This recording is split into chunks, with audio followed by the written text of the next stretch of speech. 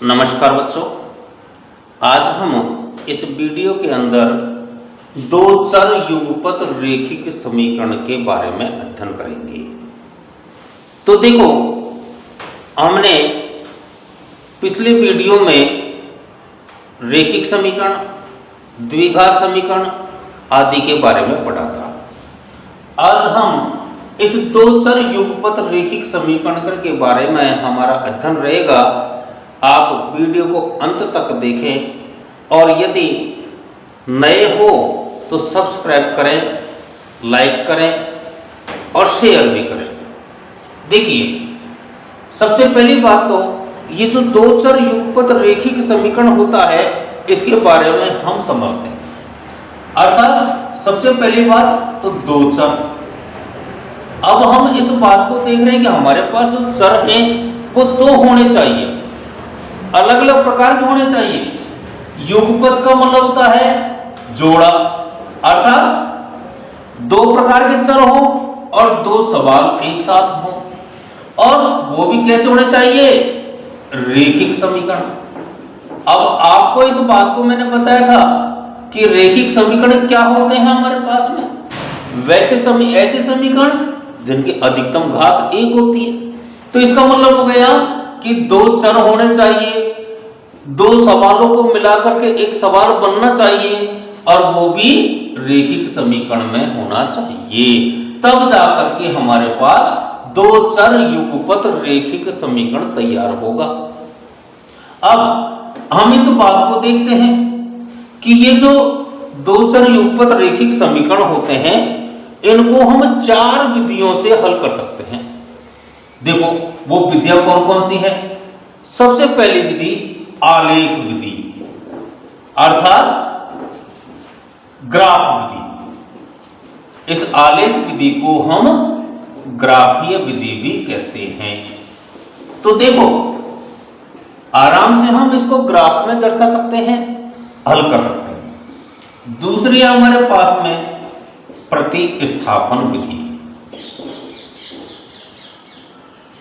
अब प्रतिस्थापन का मतलब जानते हैं, एक चर का मान दूसरे चर के स्थान पर रख करके और हम उसकी स्थापना कर लेते हैं और इसको हल करते हैं। तीसरी विधि है हमारे पास में विलोपन विधि। अब हम इस बात को जानते हैं, देखो ये सब चीजें इन नाम से ही जानी जाती है। विलोपन का मतलब होता है लोप करना, अर्थात किसी एक चर का हम लोप करके और इसको हल कर सकते हैं। चौथी विधि हमारे पास आती है वज्र गुणन विधि। अब हम इस विधि को क्या करते हैं? इस वज्र विधि से हम तिरछे गुणा, जिसे हम बोलते हैं वज्र को तिरछे गुणा के नाम से भी हम जानते हैं, उस विधि से भी हम इन सवालों को हल कर सकते हैं। अर्थात दो चर युगपत रेखिक समीकरण को हल करने की हमारे पास चार विधियां हैं।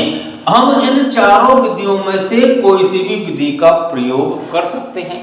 यदि हमारे सवाल में किसी विधि का प्रयोग नहीं दे रखा है तो हम किसी भी विधि का प्रयोग करके हमारे सवाल को हल कर सकते हैं। लेकिन यदि किसी विधि का नाम दे रखा है तो हम उसी विधि से उसको हल करेंगे। अब हम ये देखते हैं कि इन चारों विधियों में से हमें कौन सी विधि सरल लगती है। सबका अपना अपना तरीका होता है याद करने का भी। मैं इस बात को कहता हूं कि शायद है कि यदि आप मेरे वीडियो से जुड़े रहेंगे तो आप लोग रटने की जो प्रक्रिया है वो भूल जाएंगे। यहां हम जिस विधि का प्रयोग सबसे ज्यादा करते हैं वही विधि हमें सबसे ज्यादा सरल लगती है।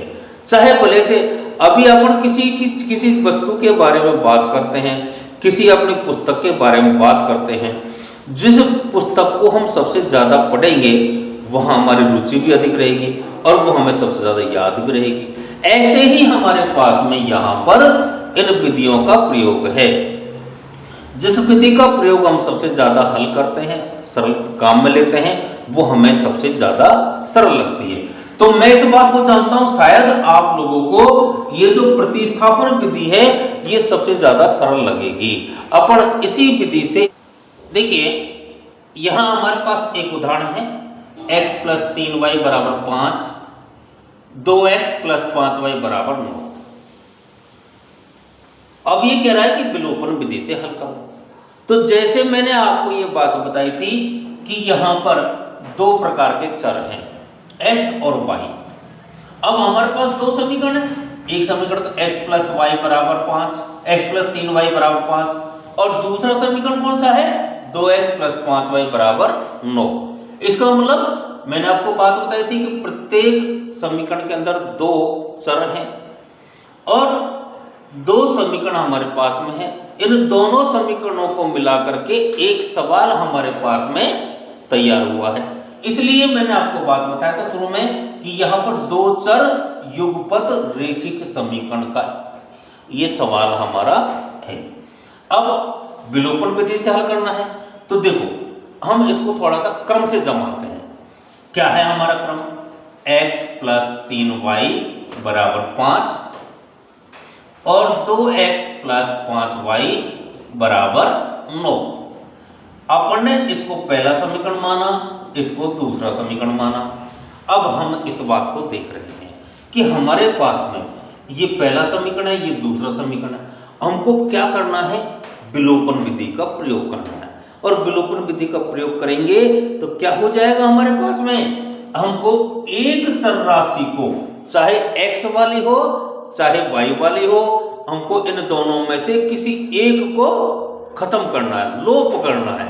अब लोप कैसे होगा, हम जानते हैं कि अब यहां पर तो 2x है, यहां 1x है, तो अगर हम इसमें से जोड़ेंगे या घटाएंगे तो हमारे पास में 1 बच जाएगा। ऐसे ही यहां पर है, तो हम सबसे पहले क्या करेंगे, इनमें से कोई से भी एक चर की जो संख्याएं हैं उनको बराबर करेंगे। तो बराबर करने के लिए हम क्या करेंगे, सबसे सरल तरीका है कि जैसे हमको y को बराबर करना है। अब y बराबर करेंगे तो हमारे पास क्या हो जाएगा, ये जो 5y है अर्थात इस 5 से हम इस 3 को गुणा कर लेते हैं और इस 3 से किसको गुणा कर लेते हैं, 5 से। तो देखो यहां हम लिखेंगे समीकरण, देखो कभी भी एक अकेली चीज को हम गुणा नहीं कर सकते। जब कोई गुणा होगा तो ये पूरा ही एक साथ गुणा होगा। तो समीकरण 1 को 5 से व समीकरण 2 को 3 से गुणा करने पर, हम इसको गुणा कर रहे हैं तो जब समीकरण 1 को 5 से गुणा करेंगे तो क्या हो जाएगा हमारे पास में, 5x प्लस 5 3 15y बराबर 25। ये समीकरण 3 हो गया। और अब इसको 3 से गुणा करते हैं तो 3 दूनी 6x प्लस 3 पंचे 15y बराबर 3 9 27। ये समीकरण 4 हो गया। अब हम देख रहे हैं कि ये 15y है और ये भी 15y है, दोनों बराबर है। अब बराबर है लेकिन क्या है, इन दोनों के अंदर एक जैसा निशान है। अगर हम इन दोनों को जोड़ते हैं तो 30y हो जाता है, लेकिन हमें क्या करना है, इनको खत्म करना है। अब खत्म करना है तो इनके अंदर विपरीतता की भावना हमको जागृत करनी है।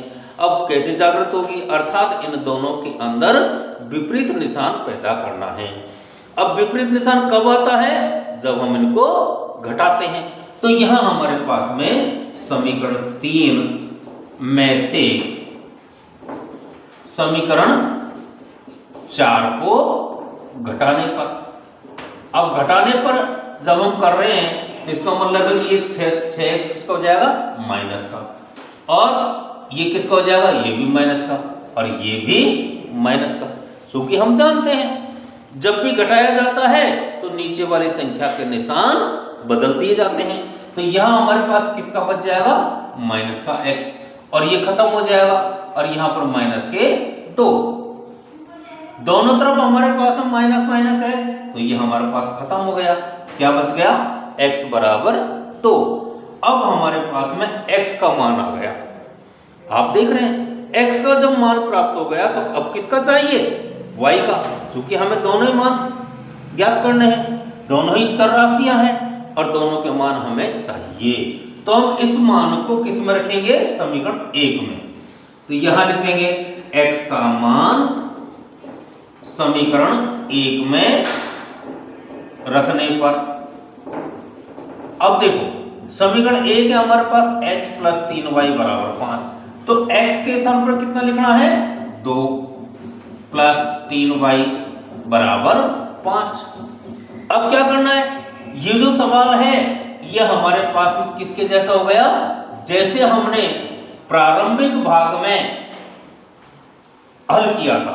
तो अब क्या करेंगे, हम इसको पक्षांतरण करेंगे, तो हमारे पास क्या आ जाएगा, 3y = 5 - 2, तो 3y बराबर कितना आ गया, 3, और y बराबर 3/3, y बराबर 1, अर्थात हमारे पास में x बराबर 2 और y बराबर 1, ये हमारा उत्तर प्राप्त होगा।